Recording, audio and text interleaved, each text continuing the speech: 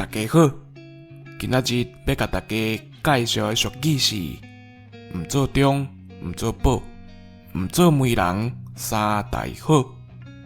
头一个讲的中，就是中人的意思。比在讲做公亲，就是一款中间人的角色。毋久中人若做袂好势，会互家己伫双方面毋是人。第二个保，就是担保的意思。比如讲，人去借钱，要叫你做保证人，万不知借钱的人若走路，时到债务，就爱保证人来赔啊。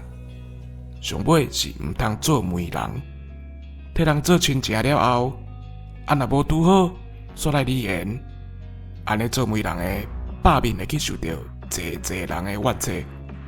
所以这句俗语就是讲，这三项代志拢有风险。若有啥物失角擦，人拢会算伫你的头壳顶。莫做有风险的代志，就听好三大好啊！